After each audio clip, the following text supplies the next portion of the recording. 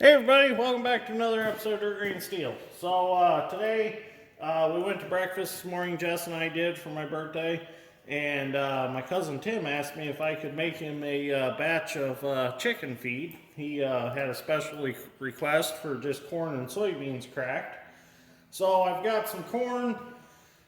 This is the corn that is not worthy for critter corn for the squirrels. So what I do is, as I bag critter corn, I sort it out. Any ears that got really damaged by the ear corn picker or anything like that get sorted out, and I shell them, what's left of them, and I will take the corn from these, and this is what I grind up for the bird feed and the chicken feed, or I sell it as just whole kernels for people that want to make like corn bags and stuff, where they put corn in a cloth bag and then put it in a microwave, and you can put it on sore joints and stuff like that, just to kind of warm your body up.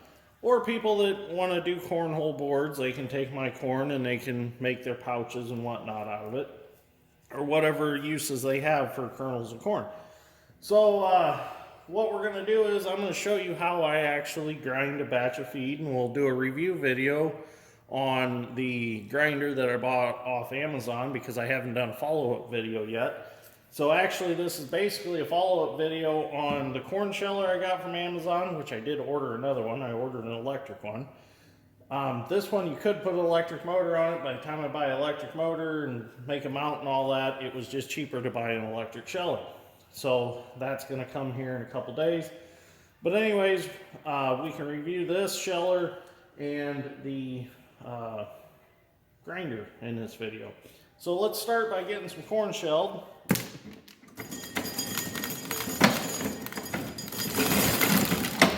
Now, being these are partial ears, they're a little harder to shell, but it still does a good job.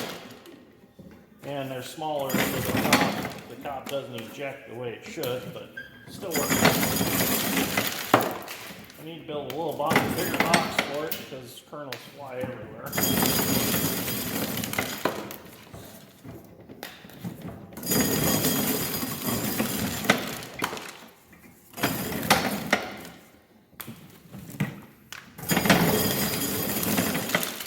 Does a pretty good job. Now the other one, the electric sheller that I ordered, it says that somebody with DIY skills, I read in the comments about it, somebody with DIY skills can make it shell a lot better than what it does. So I'm pretty excited to get it and see what I got to do to make it better. By the time I'm done with it, it'll probably be like a little combine sitting there. So, and like I said, it was made in either China or India or third world countries. So it's not going to be the greatest thing, but we can always make it better. But it's still the start of a sheller. Oops. See that being partial cobs, they don't eject properly. But that's okay. Still some fingers are trying to shell the corn by hand. And actually, the cobs are not going to waste either, because my friend Richard has been taking them, and they have honeybees. They take the cobs, well, the bigger ones, and they somehow coat them with beeswax, and they put a wick on them, wrap a wick or something around them. I haven't had one yet, but he said they make excellent fire starters for wood stoves.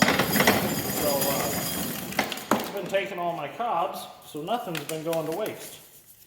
And this bird feed thing has been working out pretty good. I mean, it's not selling like crazy, but yet it's making a little on the side, and it's fun to do. So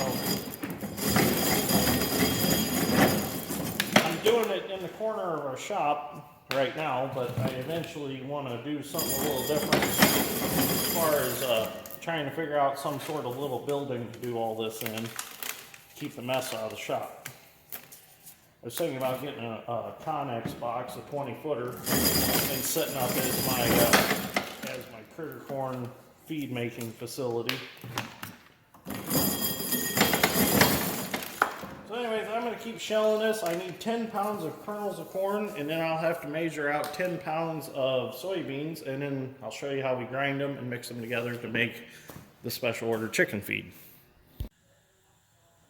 So we're going to start measuring out our ingredients. I got a kitty litter bucket. I like to use these because it's a square bucket. So our bucket's 1.5 pounds. We went 10 pounds. So we're going to have to measure out, it'll be 11.5 pounds. So I got my corn dumped in another kitty litter bucket that we shelled.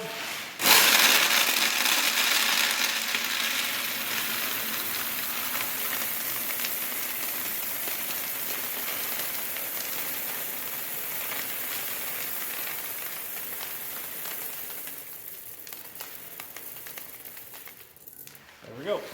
11.5. Just dump the rest of that. So there's our corn that we need. Now, put this bucket up here. Take this lid off.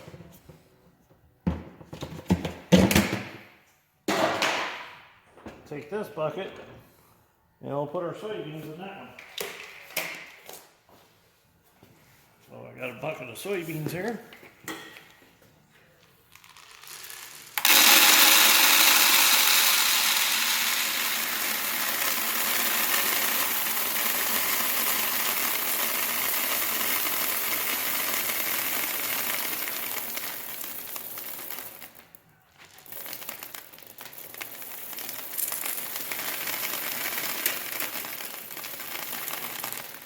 Go. Now we have all our ingredients measured out. Now we'll set up the grinder and we'll get this feed ground. So we got the feed grinder set up outside the shop now because I don't like all the dust inside the building. So what I done is I went ahead and I combined my soybeans and corn in one bucket, mixed them all up. Now we're going to send them through the grinder.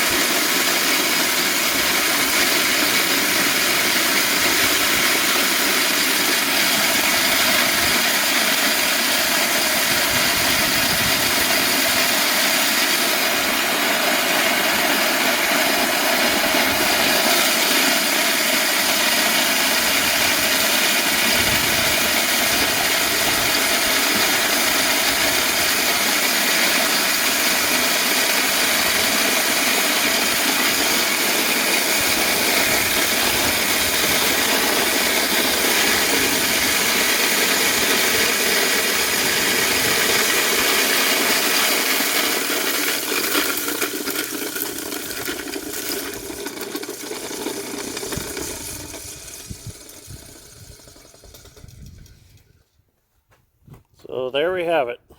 Freshly ground chicken feed. Homemade freshly ground chicken feed. What's kind of cool is I was watching Moonshiners last night on the Discovery Channel. And the two older guys on there, I can't remember their names, but the one used to make moonshine with Popcorn Sutton, and that's where he learned his trade from. But they had the exact same grinder as I do. They must got it off Amazon, and they actually got the hopper with theirs, which mine, I had to use a funnel to make a hopper out of. But I just thought it was kind of cool that they had the exact same one. So the guys on Moonshiners are using these also. So, but I like it because you can pick it up, take it wherever you want. It's not very heavy. But if this whole critter corn thing continues and I keep making bird feed and keep making chicken feed, I'm going to adventure on to getting a feed mixer, grinder mixer that goes behind a tractor to make all this with, or get into something more industrial, because I know this is never going to keep up. So sorry it's a little bit windy out here if the wind's affecting the camera. So anyways, that's how you make a batch of chicken feed at home with your own grown crops, which that's another thing I enjoy about this, is because, you know, it used to be I'd take corn, soybeans to the elevator and sell them, and that's it. That's the end of the trail with us. But now I'm doing this, and it's kind of fun because I'm taking our produced crop and taking it to the next level. Even though it's on a small scale, it's still fun to do. So I'm having quite a bit of fun with it. So anyways, if you like this episode of Dirt Grain Steel, give me a like and subscribe. I greatly appreciate it. I'm going to head back and shop, clean my mess up, and get back to work on the MC. And maybe when Dad gets back today, we'll do a little work on the 720. We'll see what happens, but whatever we do, we'll follow it with the video. So thanks for watching, guys and girls.